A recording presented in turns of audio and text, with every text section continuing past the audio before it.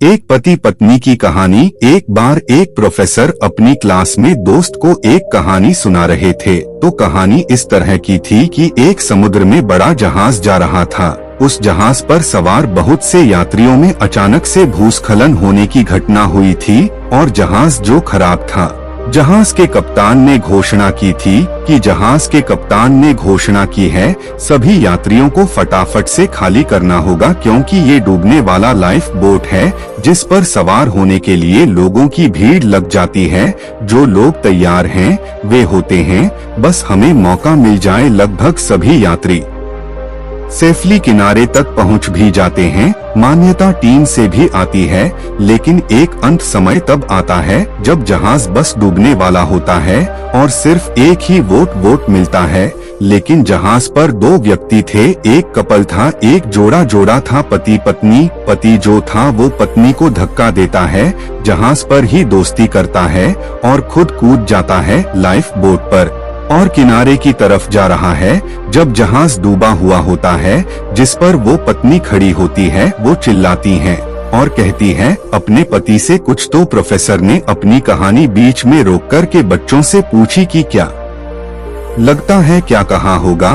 तो सभी बच्चों ने कहा, मोस्टली ने जवाब दिया कि सारी बातें मुझे तुमसे नफरत करती हैं, तुमसे नफरत करता हूँ, इतना प्यार करता हूँ, तुमने धोखा दिया है। एक बच्चा बहुत सिंसियर लग रहा था, तो प्रोफेसर ने उससे पूछा कि तुम चुप क्यों हो, बताओ क्या कहा होगा। तो उस बच्चे ने कहा कि हो सकता है पत्नी ने अपने पति से कहा हो कि मेरी संतान का ख्याल रखना। प्रोफेसर शौक ने कहा, सही जवाब है, लेकिन सारथी कैसे पता करती। कहानी सुनती हुई चलती थी। उस लड़के ने कहा, नहीं सर, मैंने कहानी नहीं सुनी थी। मेरी बीमार माँ जब अपने जीवन के अंतिम भाग में थी तो मेरे पिता ने यही कहा था कि हमारे बच्चे का ख्याल रख दो। प्रोफेसर दुखी होकर बोले कि तुम्हारा जवाब सही है, तुम्हारा यही कहना उस पत्नी ने अपने पति से कि मेरी संत का ख्याल रखना।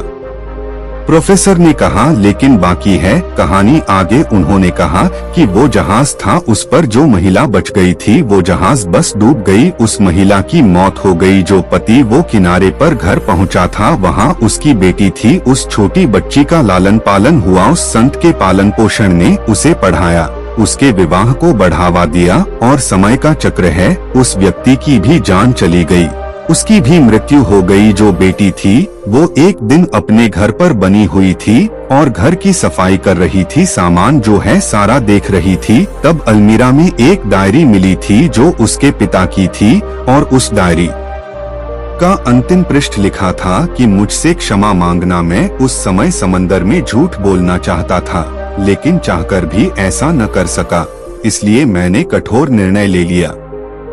हमारी संत को पालना पोसना की जरूरत थी, इसलिए मैंने तुम्हें छोड़कर खुद की जान बचाकर मुनासिब को समझाया था।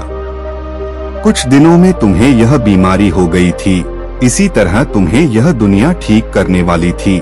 ऐसे में मुझे यह कठोर निर्णय लेना पड़ा। बाकी मेरा विश्वास मानो मैनफे के साथ समंदर में एक ही पल समा जाना चाहता था। बिना मेरे जीवन का कोई मतलब नहीं है। बच्चे जब ये पढ़ रही थी तो रोटी चली जा रही थी ना कहीं। उसके मन में आया था कि पापा ने माँ को वहाँ क्यों बुलाया था, लेकिन उस दिन उसे समझ आया कि पापा ने ऐसा फैसला क्यों किया।